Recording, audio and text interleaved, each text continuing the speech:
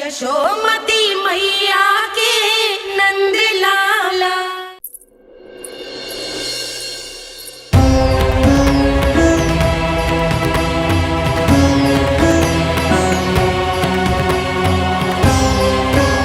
इससे पहले कि मैया को संदेह हो जाए, मुझे जाना होगा शनिदेव। प्रभु, कृपया अपने विराट रूप के दर्शन दीजिए।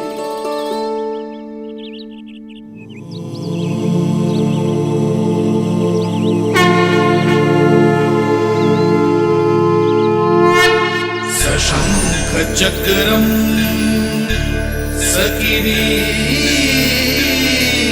कुंडलम सपीत वस्त्रम सरसीरुहेक्षणम सहारवक्षस्थलशोभिकौस्तुभम् नमामि विष्णुं शिरसा चतुर्भुजम्।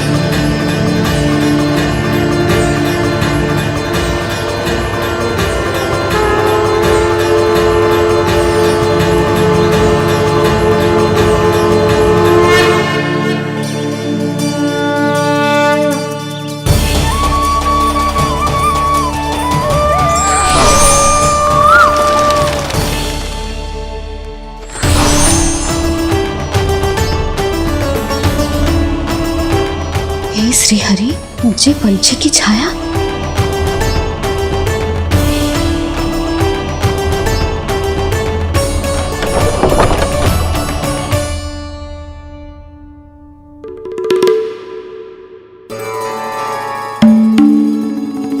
यशोदा, क्या हुआ?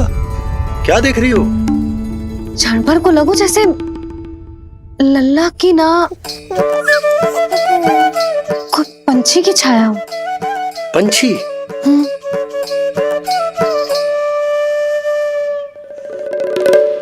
अब ना, मुझे तो लग रहा है जो गिलहरी की छाया।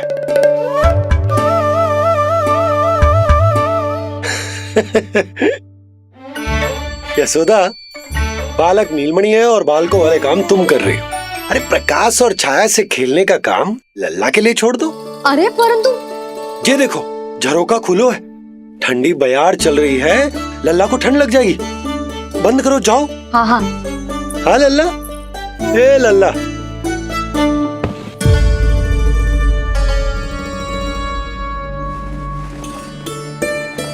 आज सब कितने सज धज के आए थे तुझसे मिलने के लिए, जैसे दीपावली हो। है ना लल्ला? सिवाय इनके देखो,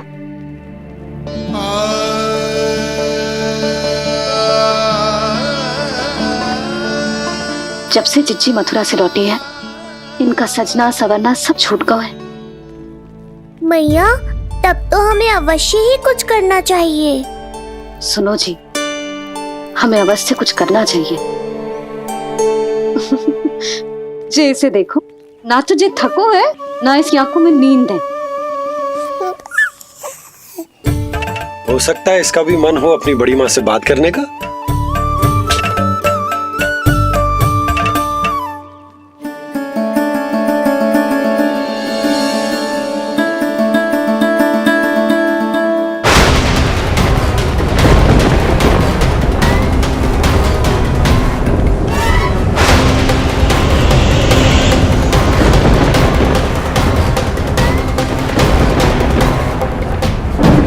अरे लल्ला, डरने की क्या बात है?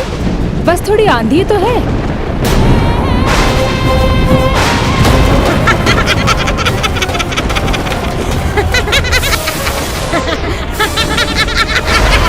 लल्ला, लल्ला, लल्ला, लल्ला।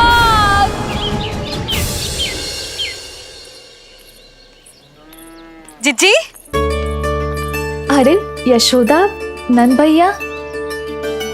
चिच्ची, ये नीलमणि के षष्ठी पूजन का उपहार है।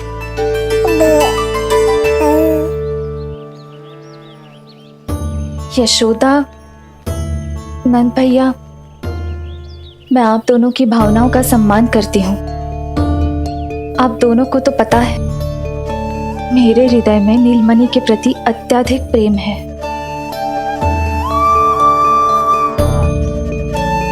यशोदा, तुम तो जानती हो मैं ऐसे वस्त्र नहीं पहनती।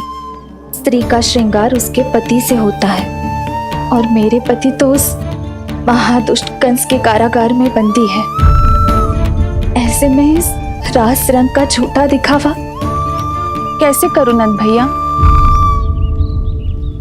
अभी समय नहीं हुआ है, इसीलिए विवश हूँ। पर आपका दुख मैं भली भांति समझता हूँ बड़ी माँ। दिन रात ये भय लगा रहता है कि कभी भी उस कंस के सैनिक आएंगे और मेरे पुत्र को मुझसे दूर ले जाएंगे। इस आशंका में मैंने उसका बालपन भी खो दिया है। उस नन्हे से बालक को 4 दीवारों के भीतर बंद करके रखा है मैंने। थोड़ी देर और, बस तेरे बाबा अब भी आते ही होंगे।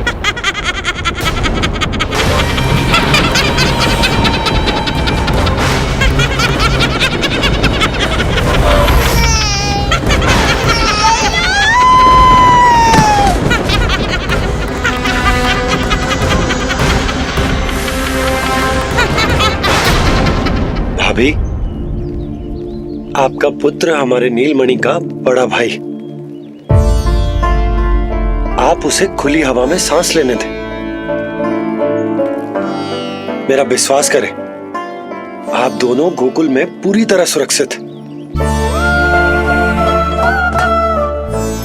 चिच्ची, नारायण के घर देर भले ही है, किंतु अंधेर ना है। बस कुछ समय का कष्ट और है चिच्ची, फिर सब ठीक हो जाएगा। और ये देखो, नीलमणि स्वयं आओ है आपको उपहार देने के लिए। इसे भी मना करोगे आप? नीलमणि, बस आज हट मत करना। मैं तुम्हारी ताऊ जी से मिलूंगी ना, तब नए वस्त्र गहने सब पहनूंगी, साज श्रृंगार करूंगी। तब पूर्ण अधिकार से देना तुम अपना उपहार, किंतु आज नहीं। बड़ी प्रसन्नता की प्रतीक्षा में छोटी छोटी प्रसन्नताओं को त्यागना नहीं चाहिए बड़ी माँ। जीवन तो परमात्मा का उपहार है, उसे जीना चाहिए। चिच्ची, बड़ी प्रसन्नता की प्रतीक्षा में जीवन की छोटी छोटी प्रसन्नताओं का त्याग ना करना चाहिए। जीवन तो परमात्मा का उपहार है, जीवन तो जीना चाहिए। नंदराज, नंदराज, नंदराज, क्या हुआ? भोला, बंसी, तुम दोनों यहाँ? जी वो उपनंद जी ने कही थी कि आपको वार्षिक कर के बारे में स्मरण करा दूं, इसलिए हम दोनों चले आए। अरे हाँ, नीलमणि के आने की प्रसन्नता में मैं तो भूल ही गया था। अधिक देर होने पर कंस की दृष्टि में आने का संकट। कोई ना, मैं कल मथुरा जाकर कर जमा करा दूं। अरे किंतु कल तो लल्ला का पालना उत्सव है। सुनो जी, शीघ्र ही आना। भैया, हो सके तो अपने भैया और बहन देवकी का समाचार भी पूछ लीजिएगा। जी भाभी। इस बार कछु समस्या नहीं होनी चाहिए। ये बार आज मथुरा से कछु अतिथि आए थे, उन्हें पता चलो है कंस ने राजा वासुदेव और रानी देवकी को कारागार से बाहर निकाल लो है और अपने महल में रख लो है।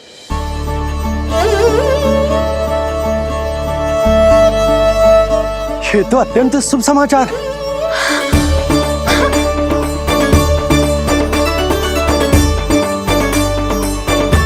तुमने पहले क्यों ना बताया?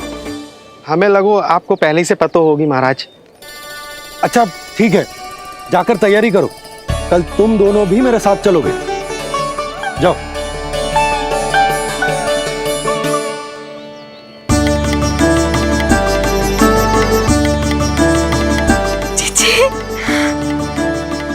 भाभी, यशोदा ने कहा था ना कि नारायण के घर देर अवश्य है, परंतु अंधेर ना है। प्रतीत होता है हमारा नीलमणि सबके लिए सौभाग्य लेकर आया है। सच्ची भाभी, नारायण का वरदान है जे बालक। भाभी, अब हमें चलना चाहिए। और हाँ, कल वसुदेव भैया और देव की भाभी से बिना मिले वापस ना आऊंगा मैं। उन्हें कह दूंगा और बता दूंगा कि कितना स्मरण करते हो आप उन्हें। चिच्ची, शुभ समाचार मिलो है। अब तो जो उपहार स्वीकार करना पड़ेगा। हाँ यशोदा, अत्यंत शुभ समाचार आया है और अपने साथ ही आशा भी लाया है कि अब शीघ्र ही उनसे मिलना संभव होगा।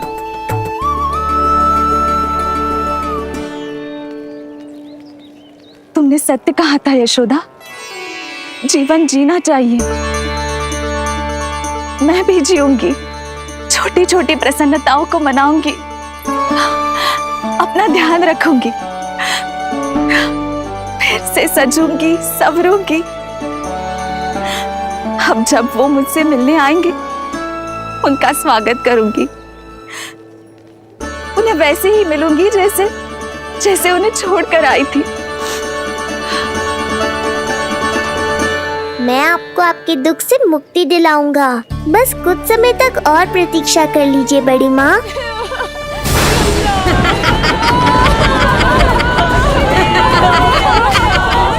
कब तक बचेगा शिशु विष्णु?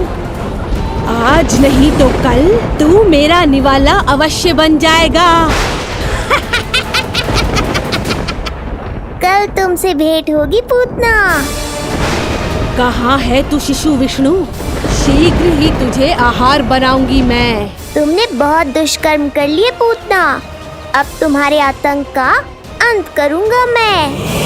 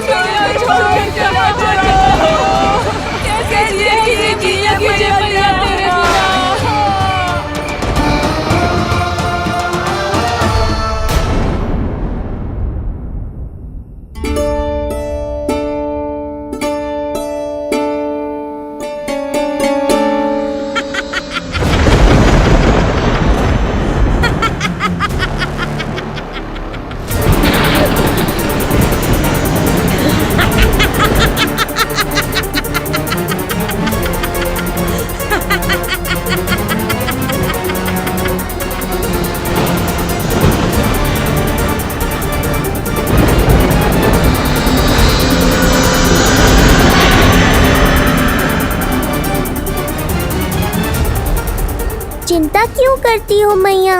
मैं हूँ ना।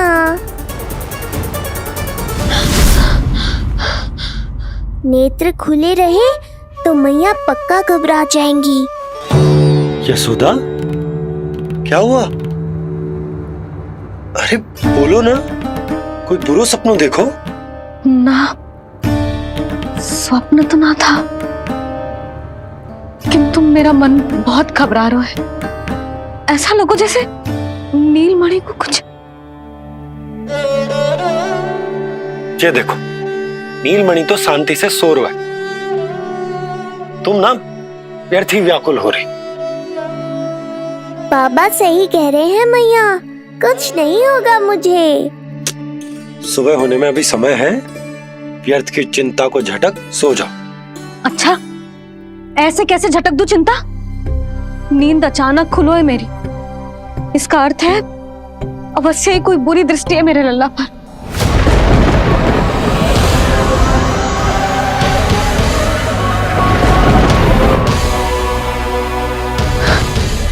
आप भी कल जा रहे हो मथुरा?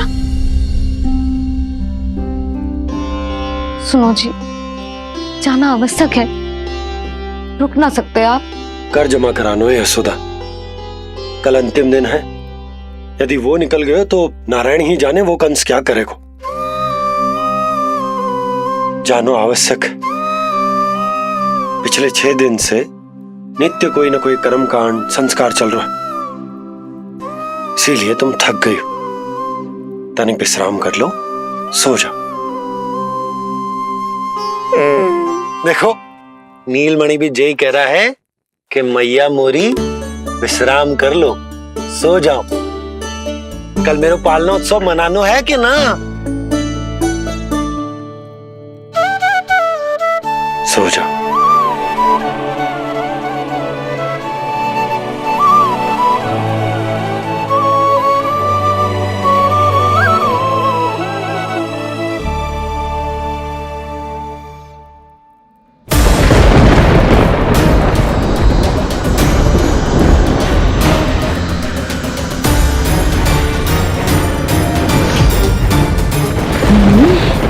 शिशु की गंध।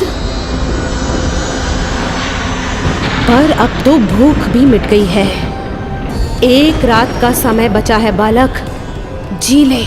कल सूर्य की पहली किरण के साथ अंतिम सांस लेगा तू।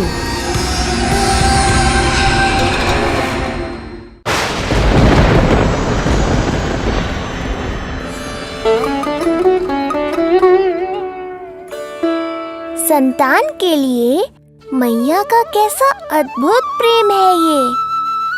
पूतना की छाया से ही इन्हें आने वाले संकट का आभास हो गया।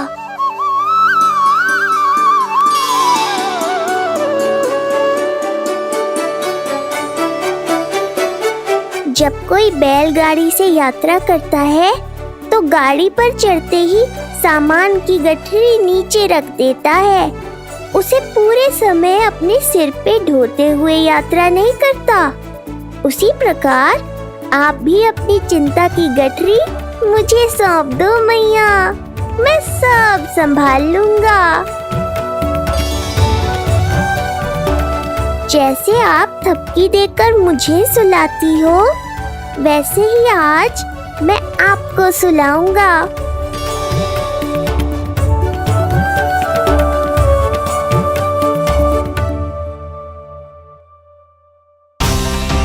वचन देता हूँ मैया, जिसने आज आपकी निद्रा भंग की है, कल उसे चिर निद्रा में सुला दूंगा मैं।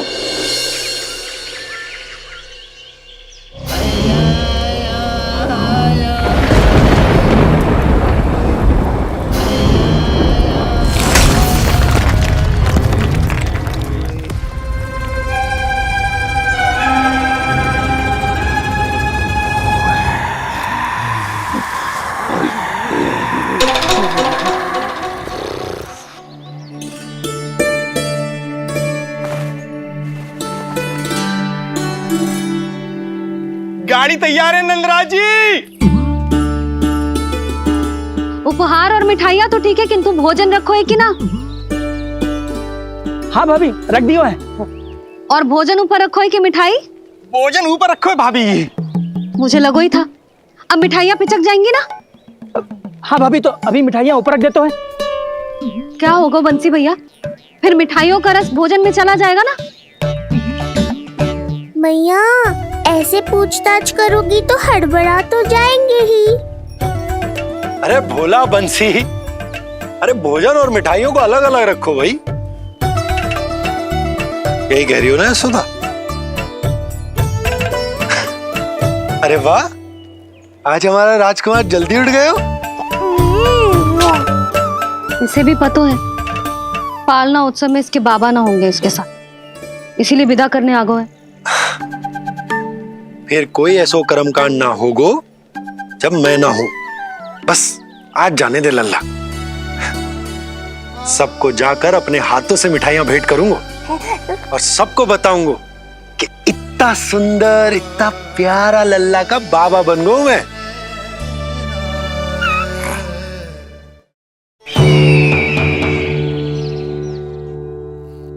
भैया के अत्याचारों की कोई सीमा ही नहीं।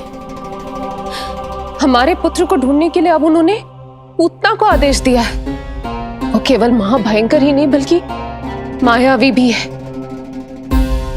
हमें किसी भी प्रकार से ये सूचना गोकुल भिजवानी होगी। सत्य कह रही हो देवकी, मुझे भाई नंद को किसी भी तरह सावधान करना ही होगा,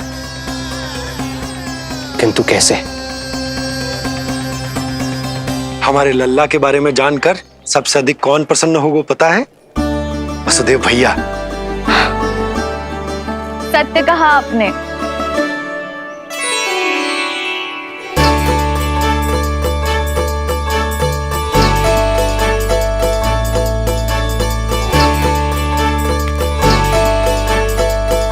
बड़ी माँ, नए वस्त्रों में ये हुई ना बात। बहुत बहुत अच्छी लग रही हो रोहिणी जीजी, सच्ची।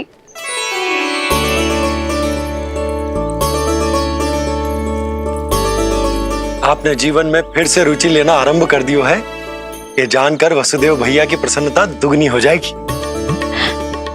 ये उनके लिए मेरे हाथों से बनाए पेड़े मथुरा के पेड़ों से भी अधिक प्रिय है उन्हें। और ये देवकी की नवजात कन्या के लिए कहिएगा केवल वस्त्र नहीं है, अपना आशीर्वाद भेजा है मैंने। सच में यशोदा, नीलमणि एक आशा का दूत बनकर आया है मेरे जीवन में। नंद भैया, उनसे ये भी कहिएगा कि मैं और उनका पुत्र हम दोनों ही यहाँ कुशल से हैं। अगर ईश्वर ने चाहा तो शीघ्र ही उनसे मिलना संभव होगा। वसुदेव भैया और देवकी भाभी से बहुत सारी बातें करनी। यदि विलंब हो जाए तो चिंता मत कर। जाने से पहले अल्लाह को हृदय से तो लगा लो।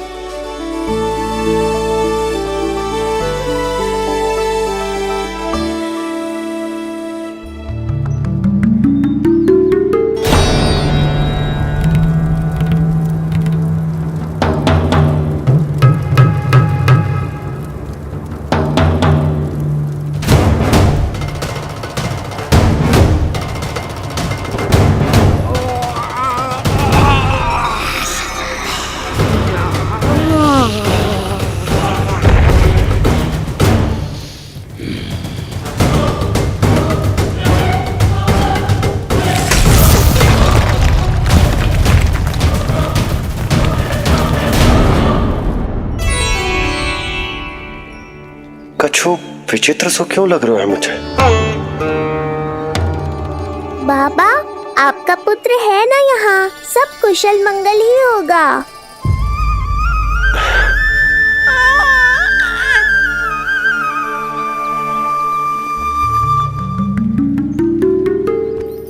चलता हूँ। ध्यान रखो।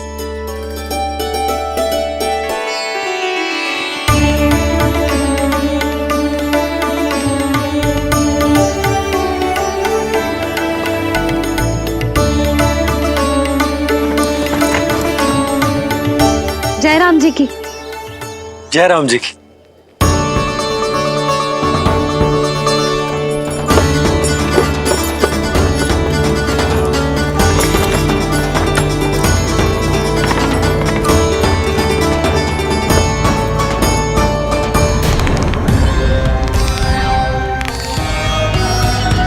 कहाँ से आरंभ करूं आज? रजपुरा, रानी घाट, देतिया, बरसाना या गोकुल?